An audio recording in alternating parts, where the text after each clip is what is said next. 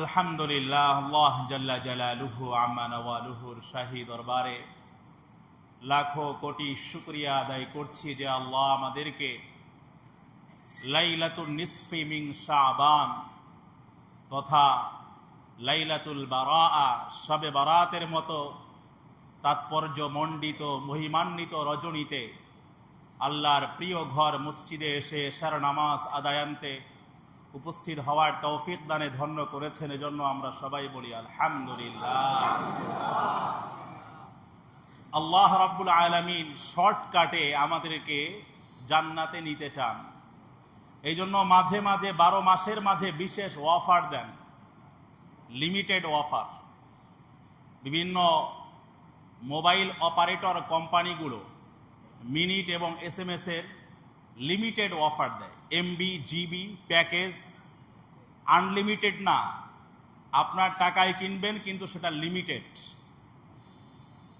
আল্লাহ রাব্বুল আলামিনও আমাদের জন্য মাঝে মাঝে লিমিটেড অফার দেন, কিন্তু এই লিমিটেড অফারের যে পুরস্কার, এ পুরস্কার কিন্তু আবার লিমিটেড না, আনলিমিটেড, অবারিত, উন্মুক্ত। উম্মতে মুহাম্মাদিয়ার হায়াত কম, কিন্তু মান মর্যাদায়, কোয়ালিটি এবং গুণগত মানে এবং বিচারে অন্য অন্য সকল উম্মতকে বহু লাংশে বহু গুণে ছাড়িয়ে চলে গেছে। সুবহানাল্লাহ।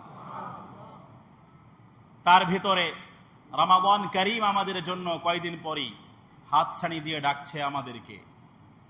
এরপরে আজকে হলো শবে বারাত। আমরা বলি হাদিসে এটাকে বলা হয়েছে লাইলাতুন নিসফি মিন শাবান।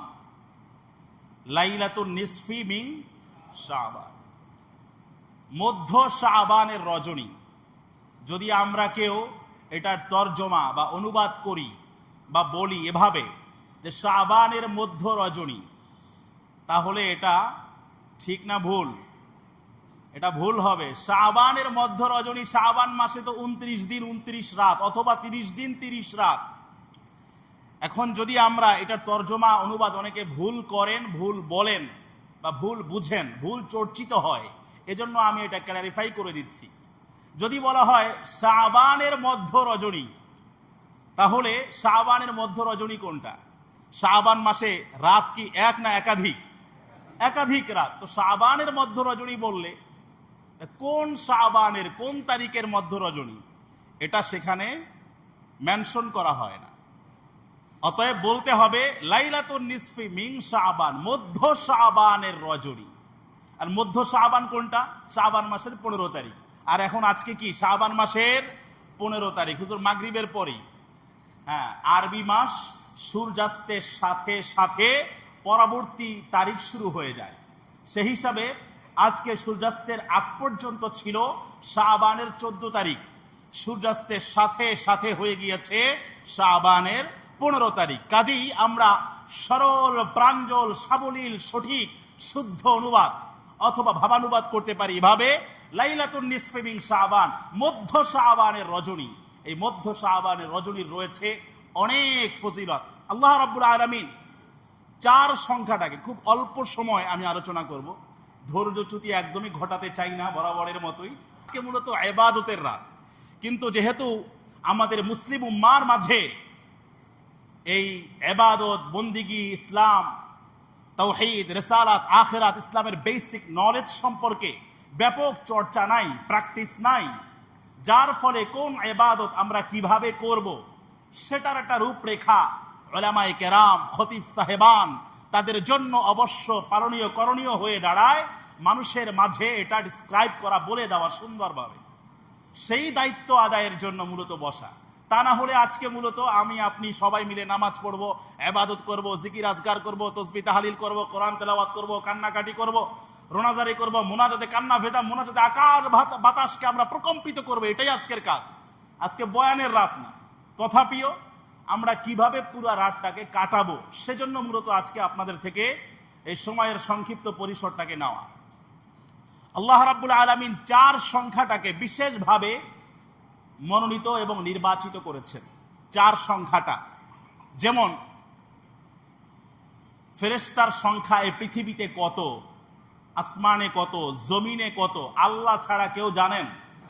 এটার কোনো স্পেসিফিক কোনো সংখ্যা না কোরআনে আছে, না হাদিসে আছে, না তাফসীরের কিতাবে আছে, আর না কোনো নবীগণ এটা বলে গিয়েছেন। কিন্তু এত এত বিলিয়ন বিলিয়ন ট্রিলিয়ন ট্রিলিয়ন ফেরেশতার মাঝে চারজন ফেরেশতাকে আল্লাহ রাব্বুল আলামিন বিশেষভাবে নির্বাচিত এবং মনোনীত করেছেন। হযরতে জিবরিল, হযরতে মিকাইল, হযরতে ইসরাফিল এবং হযরতে আজরাইল আলাইহিস সালাম। এর ভিতরে আবার এই চারজনের ভেতরে আবার শ্রেষ্ঠত্ব দান করেছেন হযরতে জিবরিল আলাইহিস সালামকে। জিবরিলও পড়া যায়, জিব্রাইলও পড়া যায়, বলা যায়। এরপরে নবীদের মাঝেও আমরা বলি 1 লক্ষ বা 2 লক্ষ নবী, এভাবে বলা ঠিক না। লক্ষাধিক আম্বিয়ায়ে কেরাম, স্পেসিফিক কত নবী এসেছেন পৃথিবীর এটা কেউ জানেন, আল্লাহ ছাড়া কেউ জানেন না। এটা আল্লাহ নবী ওইটা আমাদেরকে একদম সুচারু রূপে বলে দিয়ে যান নাই যে এটাই একমাত্র বাড়ানো কমানো ছাড়া সঠিক সংখ্যা, এটা বলে দিয়ে যান নাই। কাজেই আমাদের এ ধরনের কথা যে 1 লক্ষ বা 2 লক্ষ পয়গম্বর এভাবে না বলে যদি আমরা বলি লক্ষাধিক আম্বিয়ায়ে কেরাম, এটা সবচেয়ে ন্যায়ানুক মূলানুক। সব ক্ষেত্রেই আমাদের পরিশোধন করতে হবে। সারা শরীরে ব্যথা, মলম লাগাবো কোথা? ভাষার ক্ষেত্রে, সভ্যতার ক্ষেত্রে, সংস্কৃতির ক্ষেত্রে, তথ্য প্রচারের ক্ষেত্রে আমাদেরকে নতুন করে কোরআন এবং সুন্নাহর মূল ন্যায়ানুক জায়গায় আমাদেরকে টাচ করতে হবে। এর বাইরে এদিক সেদিক করে বলাও যাবে না, ভাবাও যাবে না, করাও যাবে না, চিন্তাও করা যাবে না। আমল করা তো বহু দূর কি বাত হয়। কাজী নবীদের মাঝেও লক্ষাধিক আম্বিয়ায়ে কেরামের মাঝে আল্লাহ রাব্বুল আলামিন 4 সংখ্যাকে বিশেষভাবে মনোনীত করেছেন। 4 জন নবী, এরা অনেক বেশি সম্মানিত। যথাক্রমে হযরত ইব্রাহিম আলাইহিস সালাম, হযরত মুসা আলাইহিস সালাম, হযরত ঈসা আলাইহিস সালাম এবং আকায়ে নামদার তাজদার মদিনা জনাবে মুহাম্মদ মুস্তাফা আহমদ মুজতবা নবী আখিরুজ জামান সরওয়ারে কায়নাত সরকারে দো জাহাঁ বিশ্ব সভার সভাপতি মুহাম্মদুর রাসূলুল্লাহ সাল্লাল্লাহু আলাইহি ওয়াসাল্লাম, এই 4 জনের মাঝে সবচেয়ে বেশি শ্রেষ্ঠত্ব লাভ করেছেন কে? আমাদের নবী, আপনার নবী, সবার নবী, মায়ার নবী, বিশ্ব নবী মুহাম্মদুর রাসূলুল্লাহ সাল্লাল্লাহু আলাইহি ওয়াসাল্লাম। সাহাবায়ে কেরামও লক্ষাধিক, প্রায় বলা যায় 1,15,000 থেকে 24,000-এর ভিতরে। তাও স্পেসিফিক সংখ্যা বলাটা খুব কঠিন। এটাও যদি আমরা লক্ষাধিক বলি সেক্ষেত্রে খুব ইজি হয়ে যায়। তো লক্ষাধিক সাহাবায়ে কেরামের মাঝে 4 জন সাহাবী আবার বিশেষভাবে নির্বাচিত, বিশেষায়িত এবং আল্লাহর কাছে নির্বাচিত, মনোনীত। সে 4 জন সাহাবীকে যথাক্রমে হযরত আবু বকর রাদিয়াল্লাহু তাআলা আনহু, হযরত ওমর ইবনুল খাত্তাব রাদিয়াল্লাহু তাআলা আনহু, হযরত উসমান ইবনে আফফান রাদিয়াল্লাহু তাআলা আনহু, হযরত আলী ইবনে আবি তালিব কাররামাল্লাহু ওয়াজহা তাওয়াল্লাহু সারা ওয়া জাআলাল জান্নাতা মাথওয়া রাদিয়াল্লাহু তাআলা আনহু রিদওয়ানুল্লাহি তাআলা আলাইহিম আজমাইন। এর ভিতরে এই 4 জনের ভিতরে আবার সবচেয়ে বেশি সেরাকে হযরত আবু বকর সিদ্দিক রাদিয়াল্লাহু তাআলা আনহু। এরই ধারাবাহিকতা। এতগুলা কথা কেন বললাম?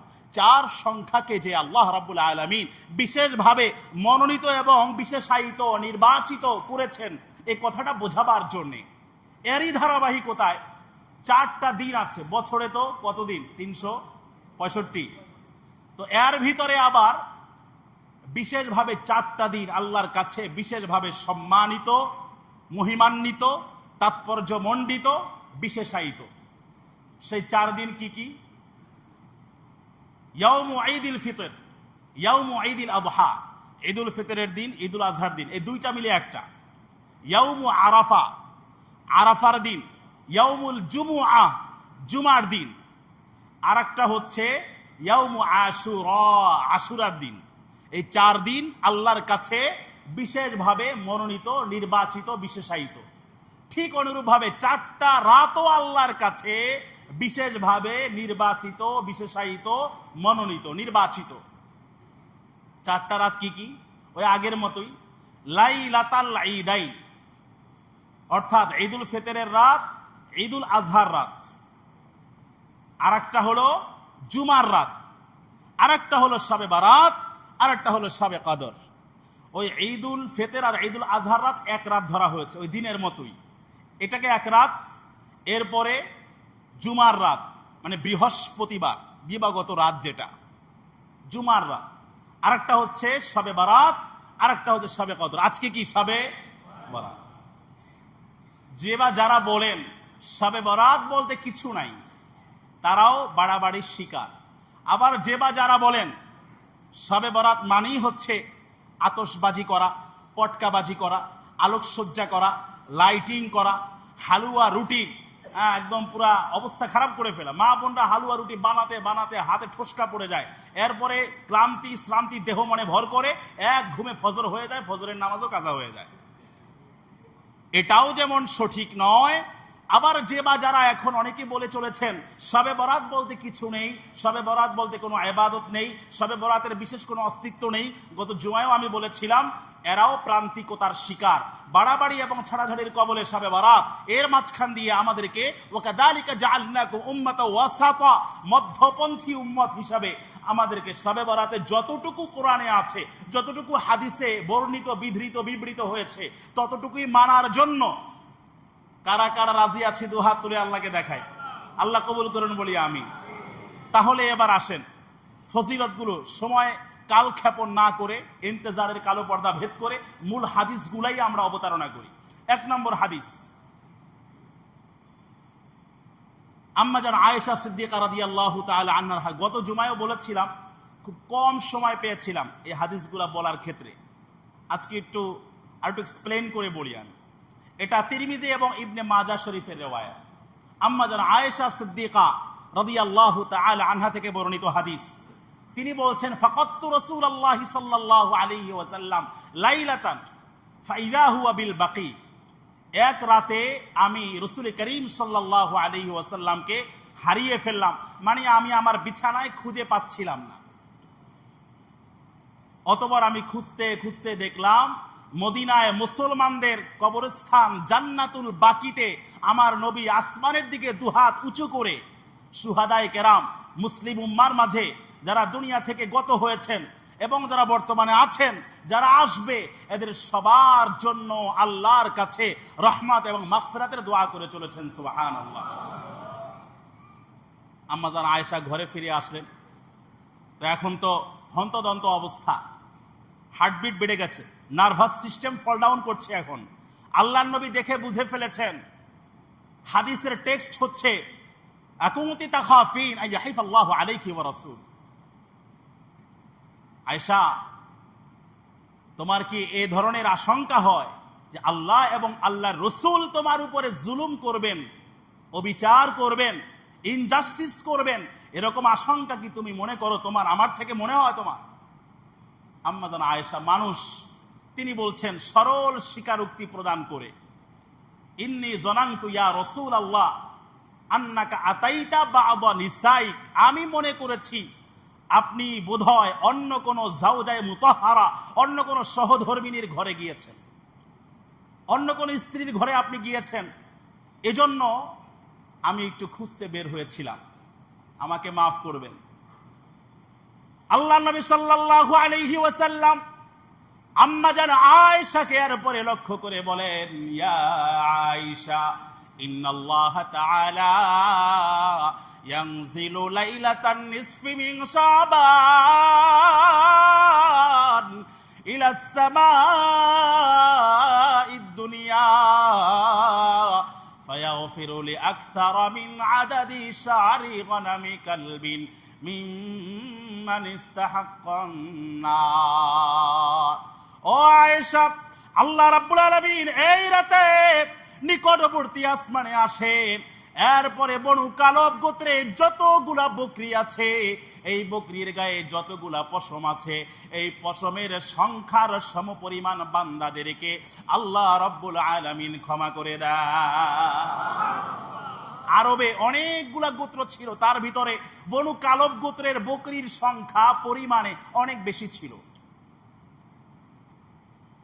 ইতিহাসের কিতাবে পাওয়া যায় বনু কালব গোত্র, বনু নজির এবং বনু রবি, এই 3 গোত্রের সমান্তরাল ভাবে 20,000 করে বকরি ছিল।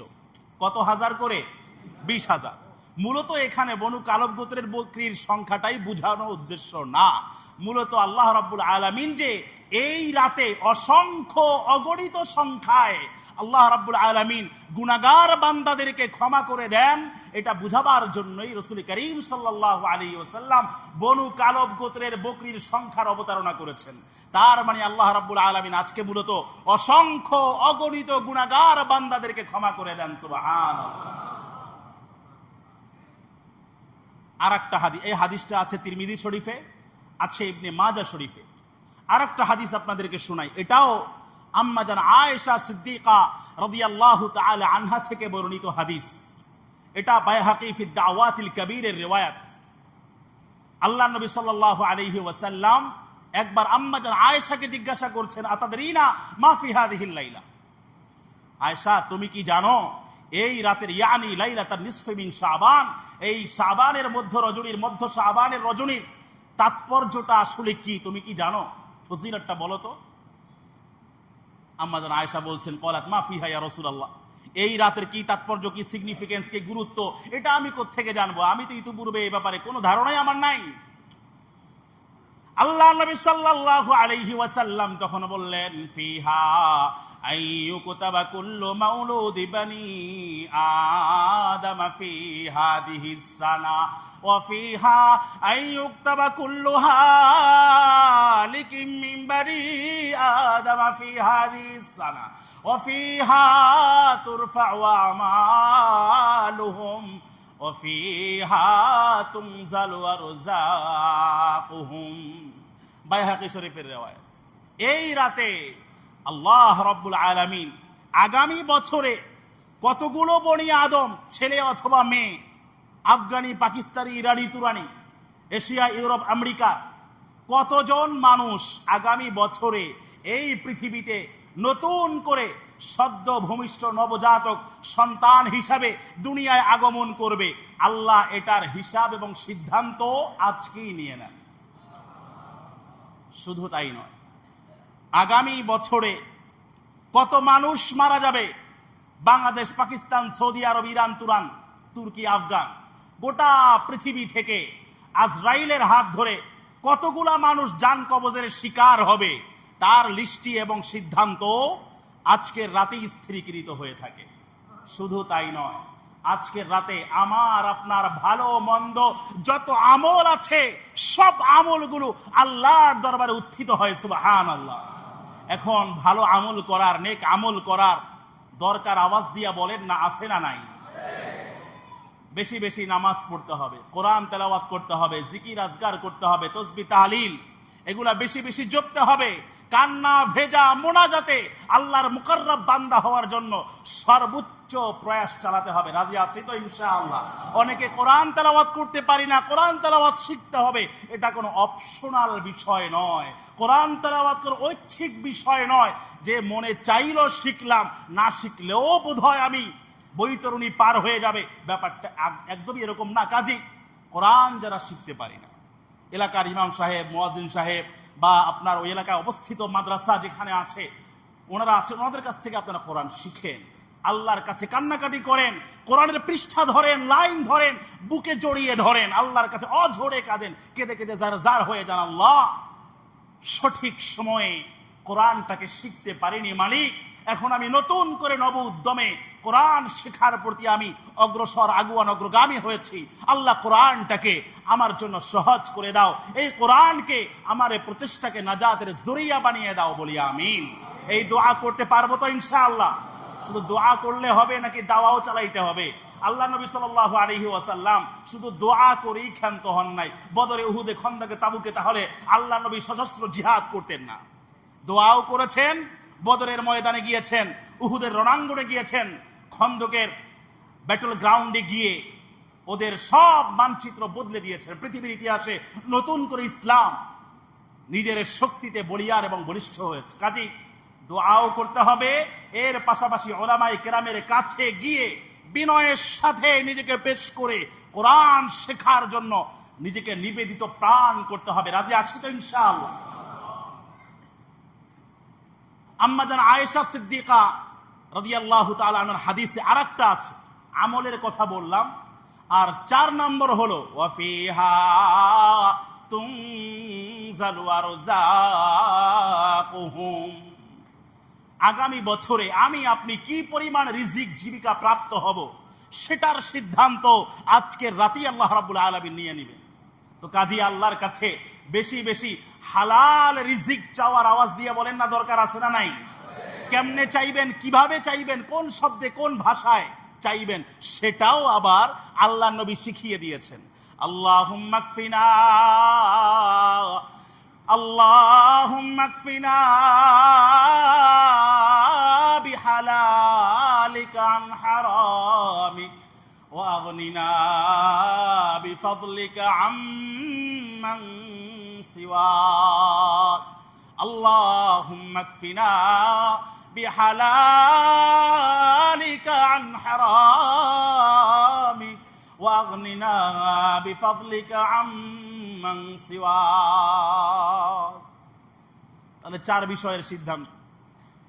কারা কারা আগামী বছর জন্ম নিবে, কারা কারা মৃত্যুবরণ করবে, এবং আমার আপনার সবার আমল আল্লাহর দরবারে ভালো অথবা মন্দ আল্লাহর দরবারে উত্থিত হবে আজকের রাতেই। অলরেডি শুরু হয়ে গেছে। এই যে আমরা এখানে বসে আছি, এই যে একটা চমৎকার অ্যাক্সিডেন্ট সিনারিও, এটাও আল্লাহর দরবারে অলরেডি ভিডিও ফুটেজ আকারে চলে গিয়েছে। সুবহানাল্লাহ। ওয়াফিহা তুরফাউ আমালুহুম ওয়াফিহা তুনজালু আরযাকুহুম।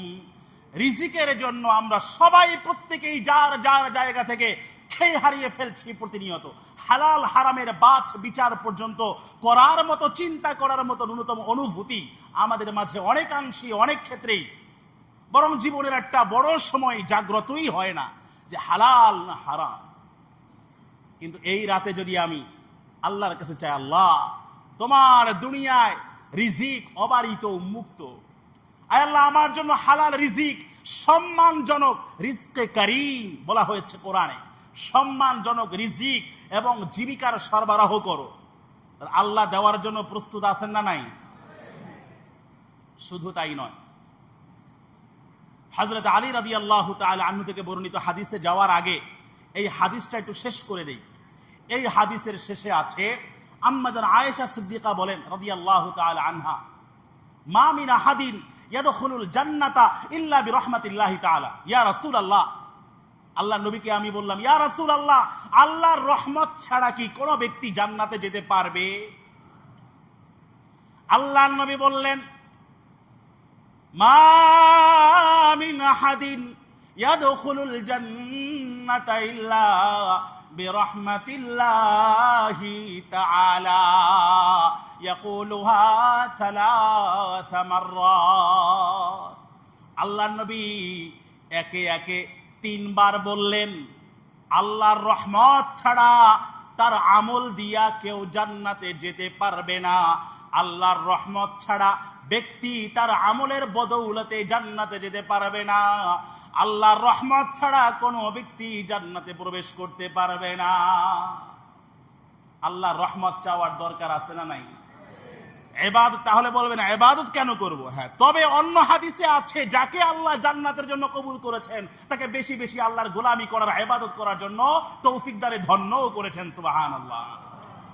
আপনি বেশি বেশি নামাজ পড়েন, রোজা রাখেন, হজ করেন, যাকাত দেন, মসজিদ মাদ্রাসা, ইমাম উলামায়ে কেরাম, এদের সাথে আপনার মহব্বত ভালোবাসা, বুঝা গেল আল্লাহ আপনাকে জান্নাতের জন্য কবুল করেছেন এবং সে সঠিক ট্র্যাকেই এখনো পর্যন্ত আপনি আছেন। আম্মা জান আয়েশা বললেন, ফাকুলতু ইয়া রাসূলুল্লাহ ওয়ালা আনতা ইয়া রাসূলুল্লাহ, আপনিও কি ইয়া রাসূলুল্লাহ আল্লাহর রহমত ছাড়া জান্নাতে যেতে পারবেন না? ফাওয়াদা ইয়াদাহু আলা হামাতিহি ফাকালা ইয়া আয়েশা ওয়ালা আনা ইল্লা আইয়াতাগাম্মাদানি আল্লাহু মিনহু বিরহমাতিহি, এমনকি আমি নবীও আল্লাহর রহমত ছাড়া আমার আমল দিয়া আমি জান্নাতে যেতে পারবো না। এই জন্য বেশি বেশি আল্লাহর রহমত চাওয়ার দরকার আছে না নাই? মোনাজাতে পড়বেন, রব্বানা যালামনা আনফুসানা ওয়া ইল্লাম তাগফির লানা ওয়া তারহামনা লানাকুনান্না মিনাল খাসিরিন। এই দোয়া পড়ে আমাদের আদি পিতা আদি মাতা হযরতে আদম মাগফিরাত পেয়েছিলেন, হযরতে হাওয়া ক্ষমা লাভে ধন্য হয়েছিলেন। এই দোয়া বর্তমানেও যদি আমরা পড়ি, আল্লাহ আমাদের ক্ষমা করবেন কি করবেন না? আল্লাহর ওয়াদা, কমিটমেন্ট, প্রতিশ্রুতি। বেশি বেশি পড়তে হবে, নীরবে নিভৃতে, বালিশে মাথা দিয়ে, নামাজে অথবা সেজদায় অথবা কান্না ভেজা মোনাজাতে আল্লাহর কাছে আপনার তপ্তাশ্রু ঝরিয়ে দোয়া করতে হবে। রব্বানা যালামনা আনফুসানা ওয়া ইল্লাম তাগফির লানা ওয়া তারহামনা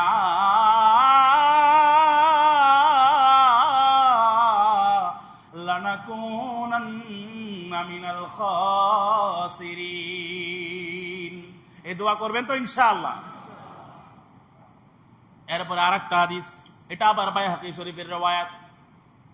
যে বা যারা বলে শবে বরাত নাই, নামাজ নাই, এদেরকে হাদিসগুলো পড়ার জন্য আমি অনুরোধ করছি। নতুন বিয়ে হয়েছে, অনেক খাটো বেটে, শাশুড়ি আম্মা বলেছেন আমার জন্য এক গ্লাস পানি নিয়ে আস। বৌমা খাটো ছোট, আগের জমানায় গ্রাম দেশে কলসি থাকতো না, এখনো তো আছে কলসি, তো গ্লাস থেকে যখন পানি ঢালতে যাবে অগত্যা হঠাৎ করে আনফরচুনেটলি গ্লাসটা একদম কলসির অতল তলদেশে চলে গেছে।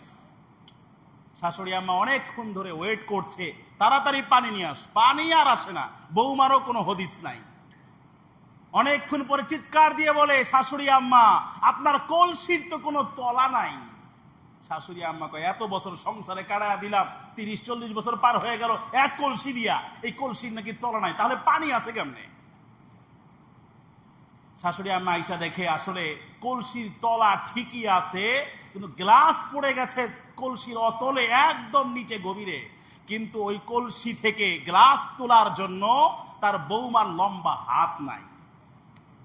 শাশুড়ি আম্মা কয় হাত ছেড়ে, বৌমা আমার কলসির তলা নাই নাকি গ্লাস উঠানোর জন্য তোমার হাত নাই? তো বর্তমানেও দেখা যায় কোরআন জানে না, সুন্নাহ জানে না, এমনকি কোরআনটাকে সূরা ফাতিহা তেলাওয়াত করতে পারে না, এমনকি আলিফ থেকে ইয়া পর্যন্ত আরবি 29টা হরফ সহি শুদ্ধভাবে আমার বক্তব্যের বাচ্চাদের সামনে ঠিকমতো বলতেও পারবে না।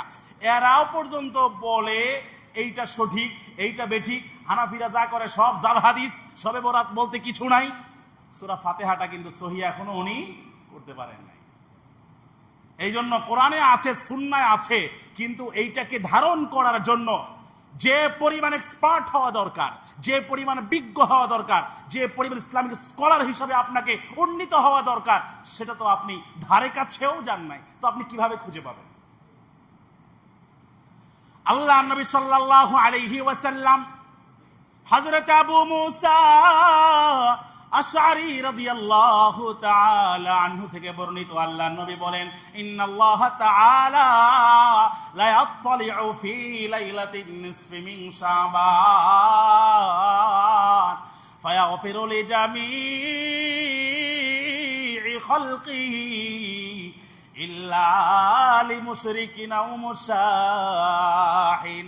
আল্লাহ রাব্বুল আলামিন এই যখন নাকি লাইলাতুল বারাত হয়, লাইলাতুন নিসফি মিন শাবান, আজকের রাতটা যখন এসেছে, এই রাতে সূর্য ডুবার সাথে সাথে আল্লাহ রাব্বুল আলামিন নিকটবর্তী আসমানে চলে এসেছেন। এরপরে মুশরিক ছাড়া, বিদ্বেষ পোষণকারী ছাড়া যত বান্দা আছে, গুনাহগার বান্দা, আল্লাহ সবাইকে গণহারে ক্ষমা করে দেয় এই রাত। তাহলে এখানে আবার এক্সেপশনাল রাখা হয়েছে যে কারা কারা ক্ষমা পাবে না এই রাতেও। তারা কারা? দুর্ভাগা, কপাল পোড়া, হতভাগা তারা কারা? এই ক্ষমার রাতেও, মাগফিরাতের রাতেও, রহমতের ফলগু ধারা, শান্তির বাড়ি ধারা মুষলধারে বৃষ্টির মতো বর্ষিত হওয়ার রাতেও তারা কারা যারা এই রাতেও ক্ষমা পাবে না? 1 নম্বর, মুশরিক, শিরক করে যারা লাত, মানাত, উজ্জা, হুবাল, সরস্বতী থেকে শুরু করে এগুলার পূজা করে, এরা তো বাদী। আমাদের মুসলমানদের মাঝে আমি প্রায়শই বলে থাকি আমি এটা, এবং বলবো আমৃত্যু আজীবন, কেনই বা বলবো না, আমার মুসলমান তো এগুলা থেকে এখনো পর্যন্ত বেঁচে থাকছে না। পূজা মণ্ডপে ডোনেট করছেন, পূজা মণ্ডপে যাওয়ার পরে এদের সামনে আবার এই নমনম করে কুর্নিশ করছে, প্রসাদ খাচ্ছে। মুসলমানের সন্তান ঢাল তবলা, এই ঢোল তবলা যে ওখানে বাজায়, সেখানে যাওয়ার পরে নিজের ঈমান আমলের 12টা বাজিয়ে দিচ্ছে। এরকম মুসলমান বাংলাদেশে একজনও নাই, আছে না নাই? এজন্য মুশরিক তো হওয়াই যাবে না। মুশরিকদের যত পৌত্তলিক আচার অনুষ্ঠান আনুষ্ঠানিকতা আছে, এগুলাকেও না বলার যোগ্যতা এবং ঈমানের পাওয়ার অর্জন করতে হবে। রাজি আছি তো ইনশাআল্লাহ? এরপরে আছে মুসাহিন, বিদ্বেষ পোষণকারী। গত জুমায় বলেছি, মুসাহিন মানে যার অন্তরের মাঝে বিদ্বেষে ভরা, মানুষের ভালো সহ্য করতে পারে না, তার প্রতিবেশীর কোনো উত্থান সে বরদাস্ত করতে পারে না, অন্যের উত্থান দেখা তার জন্য পতনের মতো বলে মনে হয়, প্রতীয়মান হয়। এরকম যদি হয় আমার পরশ্রী কাতরতার অবস্থা, তো আজকের রাতেও এই যে আমার মন মানসিকতা কলুষিত, বিদ্বেষে পরিপূর্ণ, এই জন্য আজকের রাতে আল্লাহ আমাকে মাইনাস করে দিবেন। আর যাদের হৃদয়টা আকাশের মতো উন্মুক্ত, অবারিত, সাগরের মতো বিশাল আর আকাশের মতো বিশাল উদার, এদেরকে আল্লাহ রাব্বুল আলামিন আজকের রাতে ক্ষমা করে দিবেন। অতএব অন্তর থেকে বিদ্বেষ, রিয়া, হিংসা, পরশ্রী কাতরতা, কিনা, এগুলা দূর করার আওয়াজ দিয়ে বলেন না, দরকার আছে না নাই? আর একজনকে আল্লাহ দিয়েছেন, আপনি আল্লাহর কাছে দোয়া করেন, আল্লাহ আমারও তো এটা মনে চায়, তার একটা ফ্ল্যাট আছে, আল্লাহ আমার একটা দিয়ে দিও। আল্লাহ তার একটা গাড়ি আছে, এক্স করলা, জি করলা, এক্সিও, এলিয়ন, প্রিমিও, একদম ওল্ড ভার্সন আর নিউ শেফের নিউ মডেলের গাড়ি, আল্লাহ আমারও একটা দিয়ে দাও। আপনি দোয়া করতে পারেন, আল্লাহ তারে ধ্বংস করে দাও, তারে বরবাদ করে দাও। আমার চোখের সামনে দিয়া প্রতিনিয়ত ঝা চকচকে আধুনিকতা মেনটেন করে তারপরে প্রতিনিয়ত সে এখান থেকে শাঁসা করে গাড়ি হাঁকাবে, আমার তো এটা বরদাস্ত হয় না, তারে ধ্বংস করে দাও। এই বদদোয়া কবুল হবে? এই জন্য মনটা উদার করতে হবে, মনটা বিশাল করতে হবে। খয়রুন নাস মান ইয়ানফাউন নাস, মানুষের মাঝে তারা উত্তম যারা মানুষের কল্যাণ সাধনে নিজেকে নিমগ্ন করে। আপনি কিছু করতে পারেন না, কিন্তু তাদের জন্য দোয়া তো করতে পারেন, আল্লাহ অমুক অমুক ভাইকে তুমি ভালো করে দাও, আল্লাহ আমার প্রতিবেশী যারা আছে, যারা অসচ্ছল প্রান্তিক জনগোষ্ঠীর, আল্লাহ তাদেরকে তুমি সচ্ছল স্বাবলম্বী করে দাও। এতটুকু দোয়া আমরা করতে পারবো না? আরে অন্যের ব্যাপারে আপনার দোয়া কবুল হোক বা না হোক, আপনি যে তার ব্যাপারে দোয়া করেছেন, এই আপনার দোয়ার পিঠে আপনার সপক্ষে সবার আগে কবুল হওয়ার জন্য ফেরেশতারা দলে দলে আমিন বলে আল্লাহর আকাশ বাতাস প্রকম্পিত করতে থাকে। সুবহানাল্লাহ। আর একজন ভাইয়ের জন্য কবুল হওয়ার আগে আপনার জন্য আল্লাহ কবুল করে নেবেন। সুবহানাল্লাহ। আজকের রাতে কাতিলুন নাফস ফি রিওয়ায়াতিন, কাতিলুন নাফস, যারা সুইসাইড করে, আত্মহত্যা করে, ইউরোপ কান্ট্রিতে এত অবাধ স্বাধীনতা, এত কিছুর পরেও তারা কিন্তু সুইসাইডাল কেসে ধরা। এই পৃথিবীর কোন উদ্দেশ্য খুঁজে না পেয়ে অবশেষে তারা সুইসাইডাল কেস নোট লিখে কক্ষ, নির্জন কক্ষে তালাবদ্ধ করে তারপরে সুইসাইড করে, আত্মহত্যা করে। যারা আত্মহত্যা করবে তারাও ক্ষমা পাবে না। এখন বলবেন যারা করে ফেলেছে এরা আবার ক্ষমা পাবে কেমনে? অনেকে নিয়ত করে ফেলেছে। কয়েক বছর আগে বাংলাদেশের এক নামি দামি নায়ক, নাম বলবো না আমি, তার শ্বশুর ধানমন্ডিতে নিজ বাসায় লাইসেন্স করা পিস্তল দিয়ে লাইভে এসে নিজেকে গুলি করে হত্যা করেছে। কারণ লাইফের উদ্দেশ্য খুঁজে পাচ্ছে না। ও দুনিয়ার মুসলমান, বাংলাভাষী মুসলমান, লাইফের উদ্দেশ্য খুঁজতে হলে আপনাকে আবারও কামব্যাক করতে হবে কোরআনে, আবারও কামব্যাক করতে হবে ইসলামে, আবারও ফিরে আসতে হবে আল্লাহ এবং আল্লাহ রসুলের আদর্শে। এর বাইরে আপনি আপনার এই পৃথিবীর দুনিয়ার এক সেকেন্ডের কোন উদ্দেশ্য, অন্তর্নিহিত মর্ম আর তাৎপর্য আপনি খুঁজেই পাবেন না। মনে হবে আপনি খড়কুটার মতো ভেসে যাচ্ছেন, আপনি বোধহয় এখানে পৃথিবীতে অপাঙ্ক্তেয় হয়ে রয়েছেন, কি দরকার আমার অস্তিত্ব। কিন্তু এই সব অনুভূতিকে জবাই করে নতুন করে আবার ইমানের আলোয় আলোকিত বলিয়ান যদি হতে পারেন, তাহলে ইনশাআল্লাহ মনে হবে প্রতিটা সেকেন্ড আপনার জান্নাতের উসিলা হয়ে যাচ্ছে। সুবহানাল্লাহ। এই রাতে আল্লাহ ক্ষমা করবেন না যারা আত্মীয়তার সম্পর্ক ছিন্ন করে, খালার খবর নেয় না, মামার খবর নেয় না, দুলাভাইয়ের খবর নেয় না। আল্লাহ তাকে অনেক বড় বাড়িয়েছেন, অঢেল সম্পদ দিয়েছেন। এক সময় তারও অবস্থা ভালো ছিল না। এখন তার যারা নিকটতম দূরবর্তী প্রতিবেশী অথবা নিকট আত্মীয় স্বজন, এদের খোঁজও নেয় না, বছরে একবার কলও দেয় না। এরকম মানুষ বাংলাদেশে একজনও নাই। আত্মীয়তার খোঁজ খবর রাখে না, এরকম মানুষ আসেনি। এদেরকে আল্লাহ ক্ষমা করবে। এমনকি কোন মজলিসের মাঝে এমন কোন ব্যক্তি থাকলে এদের কারণে দোয়াও কবুল হয় না। এত ডেঞ্জারাস বিষয় এটা, এত সংবেদনশীল, এতটা সেন্সিটিভ এবং স্পর্শকাতর।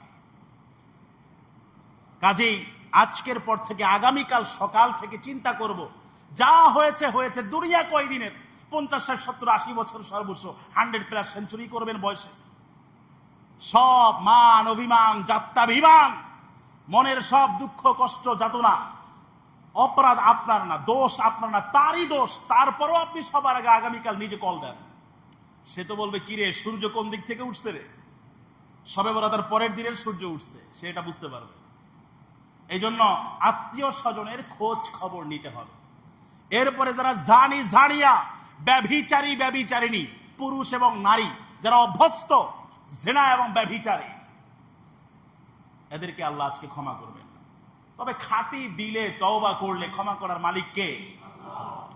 যারা মদ্যপ, শারিবুল খামার, মাদকাসক্ত, ড্রাগ এডিক্টেড, যারা ড্রাগ এডিকশন, মাদকাসক্তি যাদের রন্ধ্রে রন্ধ্রে মিশে গিয়েছে, ওতপ্রোতভাবে অক্টোপাসের মতো তাকে জড়িয়ে রেখেছে, এখান থেকে বেরোতে পারছে না।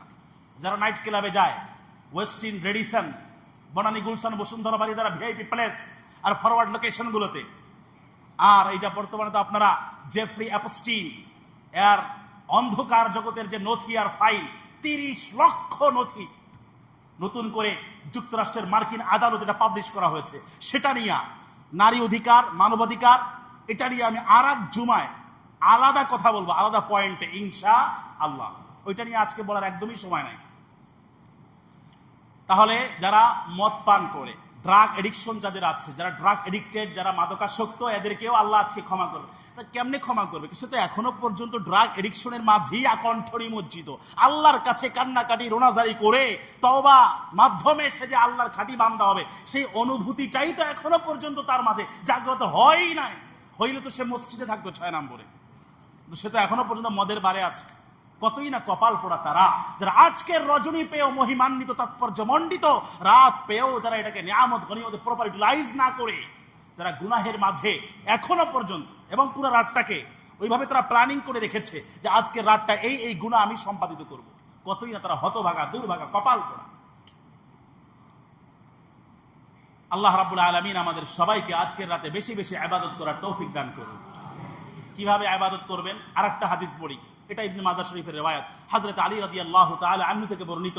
আল্লাহর নবী বলেন, ইদা কানাত লাইলাতুন নিসফি মিন শাবান, ইদা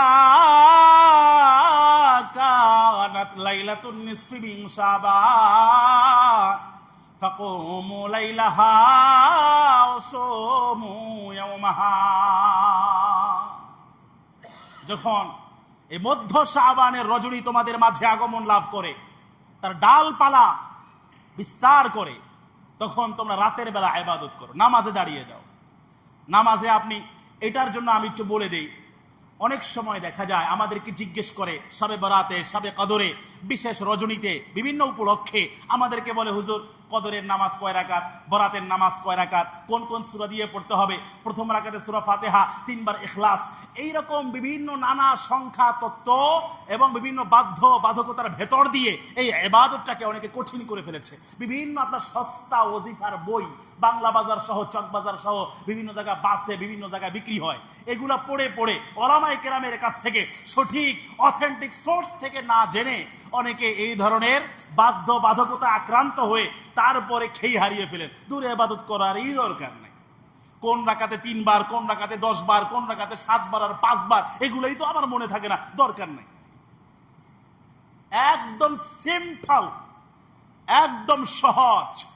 এ ধরনের কোন সংখ্যা তত্ত্ব শরিয়া নির্ধারিত করে দেয়নি। কয় রাকাত নামাজ পড়বেন সেটাও বলে দেয়নি। আপনার ফিজিক্যাল ফিটনেস, শারীরিক সক্ষমতা অনুযায়ী আপনি যে কয় রাকাত নামাজ, 2 রাকাত করে নফল নামাজ বিশেষ করে পড়া উত্তম। 2 রাকাত করে করে আপনার যে কয় রাকাত নামাজ পড়তে পারেন। মসজিদে পড়তে হবে, ম্যান্ডেটরি না। বাসায় গিয়ে বরং ইবাদতের পরিবেশ কায়েম করা, এটা হলো মুমিনের অন্যতম সিফাত, গুণাবলী এবং আলামত। আল্লাহ নবী বলেছেন মুসলিমের হাদিস, লা তাজআলু বুয়ুতাকুম মাকাবিরা, তোমরা তোমাদের ঘরগুলোকে, ফ্ল্যাট বাসাবাড়িগুলোকে কবরস্থানের মতো পিন পতন নীরবতা আচ্ছন্ন করে ফেলো না। তার মানে কবরস্থানে কোনো আওয়াজ হয়নি। আমাদের ঘরগুলোতে অনেক সময় দেখা যায় টিভি, ভিসিআর, সিনেমা সবকিছুর লাইন আছে, ব্রডব্যান্ড, ইন্টারনেটের আপনার 5G Mbps এগুলো আছে, কিন্তু আমাদের ঘরে কোরআন তেলাওয়াত করা হয় না। ঘরের একটা কোণটাকে ইবাদতের জন্য নির্ধারিত করা হয় না। আমাদের নানাকে দেখেছি জলচকি, আপনারা তো মুরব্বী যারা আছেন তারা জানেন, জলচকি গ্রাম দেশে বিশেষ করে বরিশালের মানুষ যারা, জলচকি, ওই চকিতে যায় নামাজ বিছিয়ে তারপরে ওনারা নামাজ পড়তেন। এরকম একটা ঘরের মাঝে আপনারা একটা জায়গা নির্ধারিত করবেন।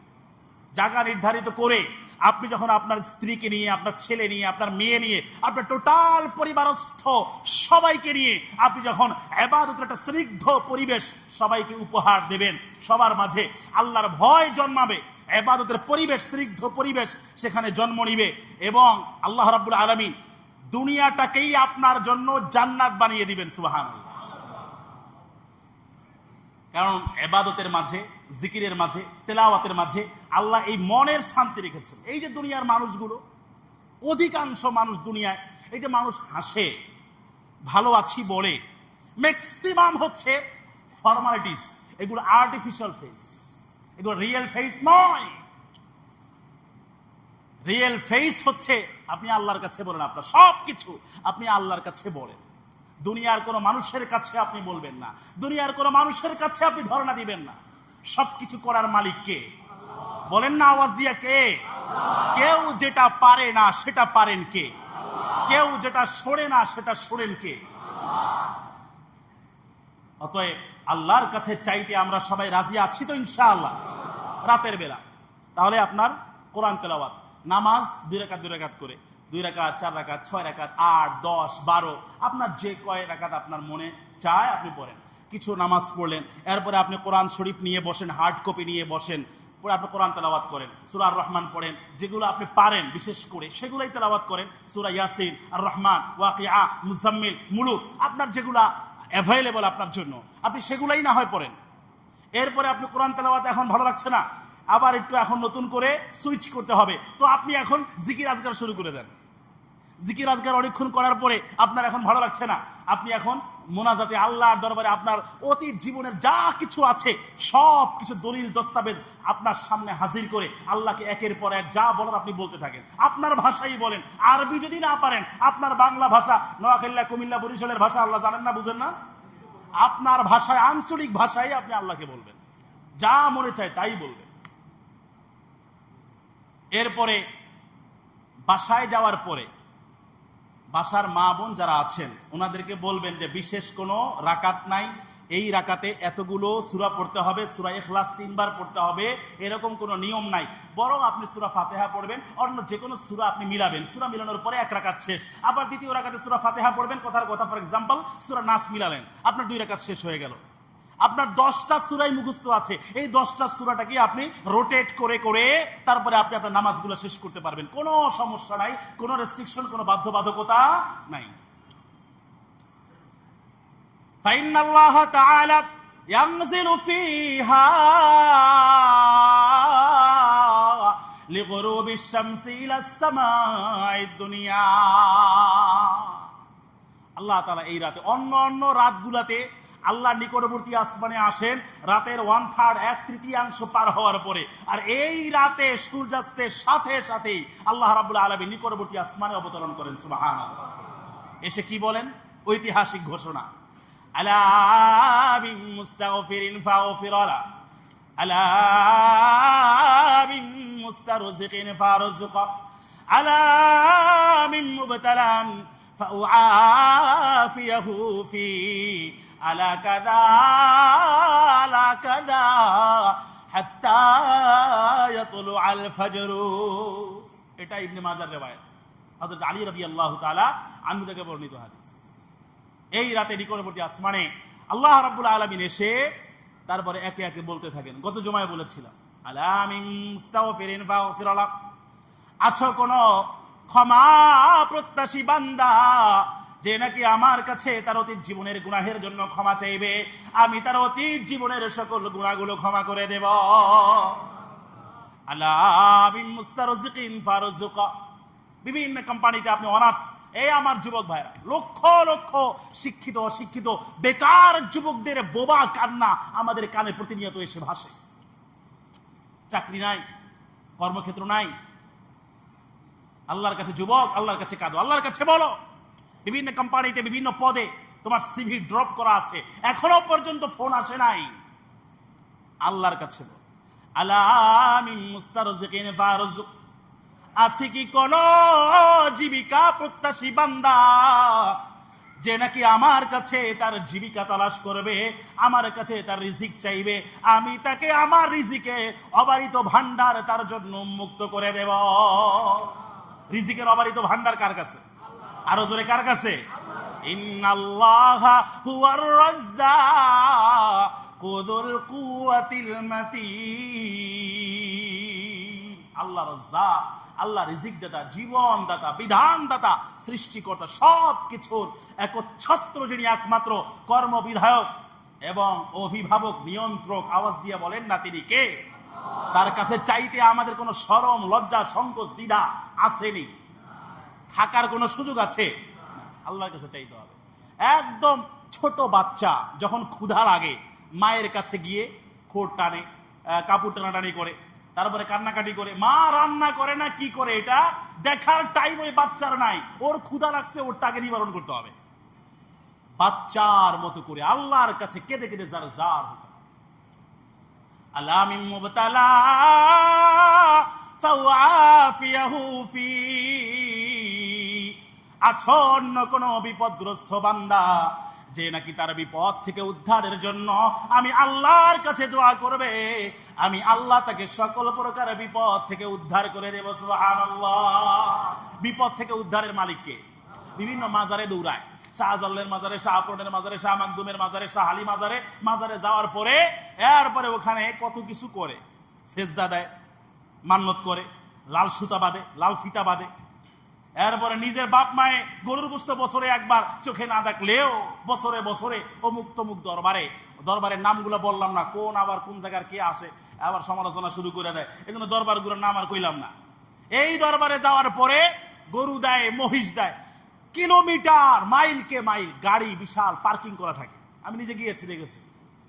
কিন্তু বছরে একবার নিজের বাবা মা গরুর গোশত চোখে দেখে না, বাবার দরবারে গরু আর মহিষ পাঠিয়ে দেয়। এরকম আলা ভোলা বোকা মুসলমান বাংলাদেশে বোধহয় একজনও নাই, আসেনি? এদের দরবারে যায়, বাবা বিপদ থেকে উদ্ধার করো।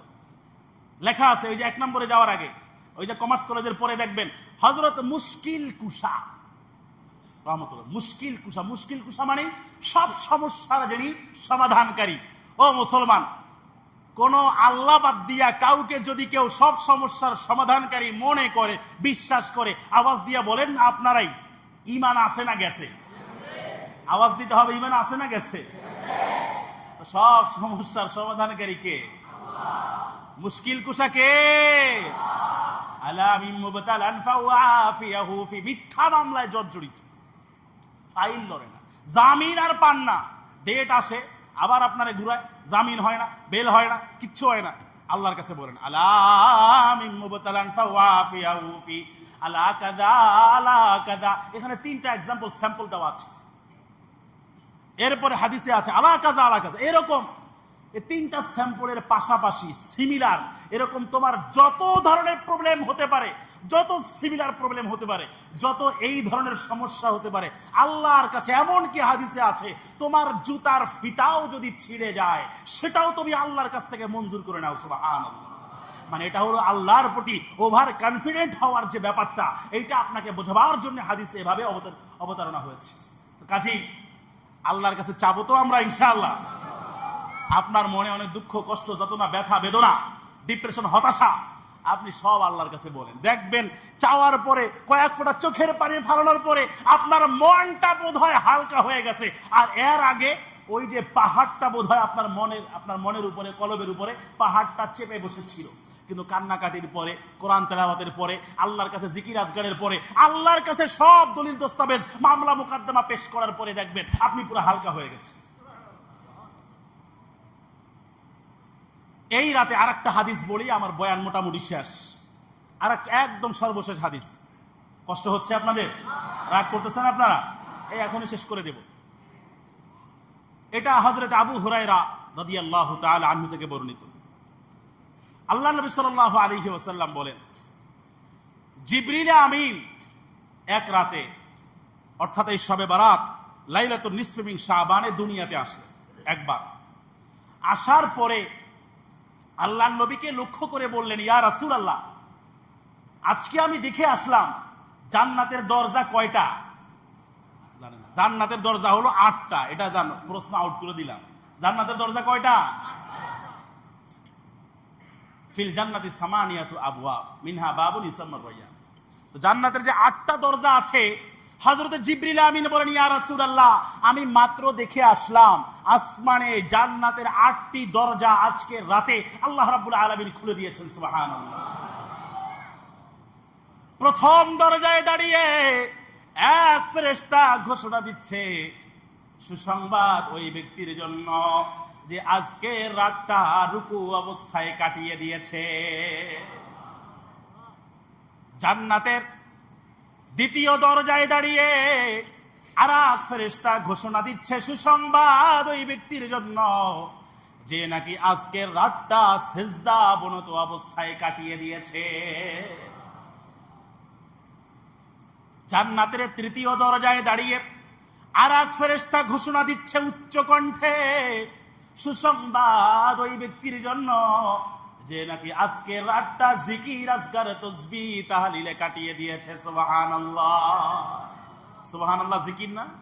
আলহামদুলিল্লাহ জিকির। আল্লাহু আকবার জিকির। সুবহানাল্লাহ, আলহামদুলিল্লাহ, আল্লাহু আকবার, লা ইলাহা ইল্লাল্লাহ, লা ইলাহা ইল্লাল্লাহ, লা ইলাহা ইল্লাল্লাহ, লা ইলাহা ইল্লাল্লাহ, লা ইলাহা ইল্লাল্লাহ, লা ইলাহা ইল্লাল্লাহ, লা ইলাহা ইল্লাল্লাহ। আল্লাহর জিকিরে মজা আছে না নাই? একটু পরে আমরা ইনশাআল্লাহ জিকির করব, মুনাজাত করব। তার আগে তাহলে তৃতীয় দরজায় দাঁড়িয়ে এক ফেরেশতা ঘোষণা দিচ্ছে, সুসংবাদ ওই ব্যক্তির জন্য আজকের রাতে জিকির করে কাটিয়ে দিয়েছে। চতুর্থ দরজায় দাঁড়িয়ে আর এক ফেরেশতা ঘোষণা দিচ্ছে, আজকের সুসংবাদ ওই ব্যক্তির জন্য যে নাকি আজকের রাতটা মুনাজাত করে কাটিয়ে দিয়েছে। সুবহানাল্লাহ। মুনাজাত করতে রাজি আছি তো ইনশাআল্লাহ? পঞ্চম দরজায় দাঁড়িয়ে আর এক ফেরেশতা ঘোষণা দিচ্ছে, সুসংবাদ ওই ব্যক্তির জন্য যে আজকের রাতে আল্লাহর ভয়ে জাহান্নামের ভয়ে কেঁদে কেঁদে জারজার হয়েছে। আল্লাহর ভয়ে কাঁদতে আমরা প্রস্তুত আছি তো ইনশাআল্লাহ? ষষ্ঠ দরজায় দাঁড়িয়ে আর এক ফেরেশতা ঘোষণা দিচ্ছে, আজকের রাতটা সকল মুসলমানদের জন্য রহমত নাজিলের রাত। সকল মুসলমানদের জন্য অবারিত বৃষ্টি যখন আকাশ থেকে পড়ে, তখন এখানে ট্রাম্প থাকে, এখানে পুতিন থাকে, এখানে কিম জং উন থাকে। এগুলো কি বৃষ্টি কখনো চিন্তা করে? বরং সবাই যারা আল্লাহর নাফরমানি করে, অবাধ্যতা করে, অথবা আল্লাহর গোলামি করে, আল্লাহর কুদরতি কদমে সেজদায় লুটিয়ে পড়ে, সবার জমিনে, সবার ঘরে, সবার আঙিনায় কোনো কিছুর বাছ বিচার না করে অবারিত মুক্ত ভাবে সবার জন্য বৃষ্টির পানি পড়ে। ঠিক অনুরূপ ভাবে আজকের রাতেও রহমত, বরকত, মাগফিরাত, নাজাত আর ক্ষমার ঘোষণা, জীবিকার অবতারণা সব মুসলমানদের জন্য আল্লাহ নির্ধারিত করে দিয়েছেন। সুবহানাল্লাহ। সপ্তম দরজায় দাঁড়িয়ে আর এক ফেরেশতা ঘোষণা দিচ্ছে, আছো কি এমন কোন বান্দা যে নাকি আল্লাহর কাছে মন ভরে চাইবা, তার সকল বৈধ হালাল দরখাস্ত গুলা আল্লাহ কবুল করে নেবে। তবে দোয়া করতে হবে হালাল দোয়া, বৈধ দোয়া, জায়েজ দোয়া। আপনি দোয়া করতেছেন, আল্লাহ আগামী নির্বাচনের জন্য কয়েকটারে মাইরা তারপরে আমি পাস করতে পারি, কথার কথা, অমুকের বাড়িটা যেন আল্লাহ আমি দখল করতে পারি, এই দোয়া করলে কবুল হবে? এরকম গুনাহের দোয়া করা জায়েজ আছে? গুনাহের দোয়া করাও কিন্তু জায়েজ নাই। ষষ্ঠ সপ্তম গেল না, এরপর অষ্টম দরজায় দাঁড়িয়ে আর এক ফেরেশতা ঘোষণা দেয়, আছো কি এমন কোন বান্দা তার গুনাহের জন্য আল্লাহর কাছে ক্ষমা চাইবা, আল্লাহ তার অতীত জীবনের সকল গুনাহ খাতা মাফ করে দেবে। আল্লাহু আকবার কাবীরা। কত চমৎকার রজনী আছে।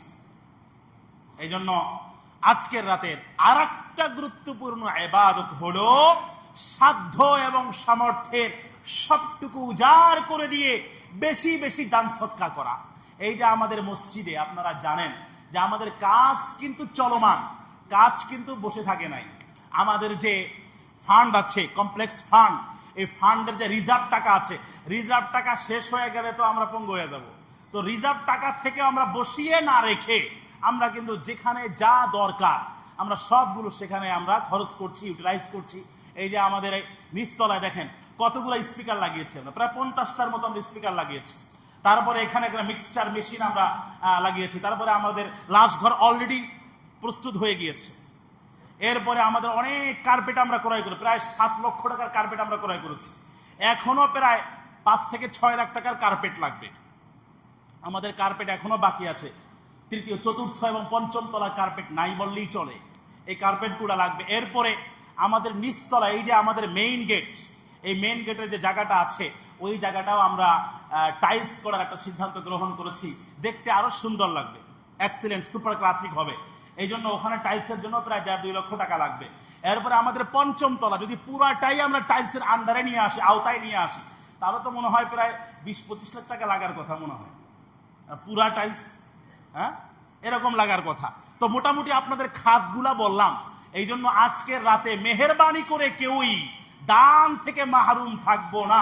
রাসূল করিম সাল্লাল্লাহু আলাইহি ওয়াসাল্লাম বুখারী মুসলিমের হাদিসে বলেছেন, قال الله تعالى হাদিসে কুদসি, আনফিক ইয়া ইবনে আদম উনফিক আলাই, বনি আদম আমার রাহে ওয়াকাতরে মুক্ত হস্তে তুমি বিতিবে নাস, সন্তুষ্ট চিত্তে দান করো, আমি তোমার উপরে খরচ করব। দান করে পৃথিবীতে কেউ নিঃস্ব এবং সর্বশান্ত হয়েছে এমন একটা ইতিহাসও বর্তমান পৃথিবীতে নাই, অতীতেও ছিল না, ভবিষ্যতেও হবে না। এই জন্য দান করতে হবে নিজের জন্য, নিজের ঈমান, নিজের আমল, নিজের আখিরাত, নিজের পরকালীন অ্যাকাউন্টকে সমৃদ্ধ করার জন্যই মূলত দান করতে হবে। রাজি আছি তো ইনশাআল্লাহ? বুখারী মুসলিমের আরেকটা হাদিস, হযরত আবু হুরায়রা থেকে রওয়ায়াত, মা মিন ইয়াউমিন ইউসবিহুল ইবাদু ফি, একটু আপনারা মেহেরবানি করে বসেন, একটু পরে জিকির মোনাজাত হয়ে যাবে। মা মিন ইয়াউমিন ইউসবিহুল ইবাদু ফি ইল্লা মালাকান ইয়ানজিলান ফায়াকুলু আহাদুহুমা আল্লাহুম্মা আতি মুনফিকান খলাফা ওয়া ইয়াকুলু আল-আখার আল্লাহুম্মা আতি মুমসিকান তালাফা।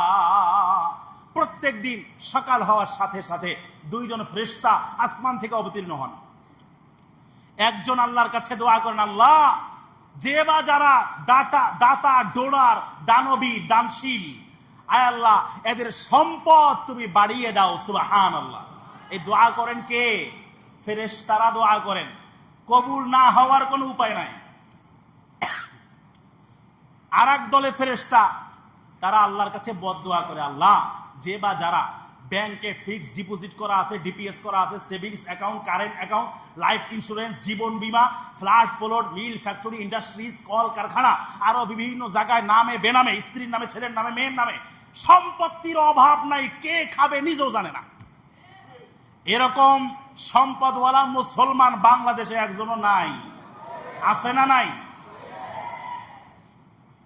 এই যারা দেয় না হার কিপটা, এদের জন্য ওই ফেরেশতা বদদোয়া করে বলে, আল্লাহ যে বা যারা সক্ষমতা আছে, সচ্ছলতা আছে, ক্যাপাবিলিটি আছে, তারপরে মসজিদ মাদ্রাসা সহ দ্বীনি কল্যাণমূলক কাজে যারা পার্টিসিপেট করে নাই, যারা দেয় নাই, আল্লাহ এদের সম্পদ তুমি ধ্বংস করে দাও। কয়দিন পরে দেখা যায় গুদামে আগুন লাগছে, গোডাউনে আগুন লাগছে, ফ্ল্যাটে আগুন লাগছে, এরপরে এমন রোগ হয়েছে প্রতিদিন আইসিইউর সিট ভাড়া মিনিমাম ন্যূনতম 1 লক্ষ টাকা। এরকম বাস্তবতা আমাদের সমাজে আছে না নাই? এই জন্য ভাই আইসিইউতে 1 লক্ষ টাকা। আবার মাশাআল্লাহ অনেক ডাক্তাররাও, তো সব ডাক্তারের কথা বলছি না, অনেক ডাক্তার এমনও আছে আইসিইউতে মরার পরেও 4 দিন 5 দিন 10 দিন রাখে, প্রতিদিন 1 লক্ষ টাকা বিল করে। এমন ডাক্তার বাংলাদেশে নাই। তবে যারা অন্যান্য ডাক্তার, যারা ভালো ডাক্তার আছেন, আপনারা আবার মন খারাপ করেন, আপনাদের মতো নীতিবান ডাক্তাররা আছে বলেই আমাদের রোগীরা অনেক ক্ষেত্রে ভালো চিকিৎসা পেয়ে থাকেন মাশাআল্লাহ।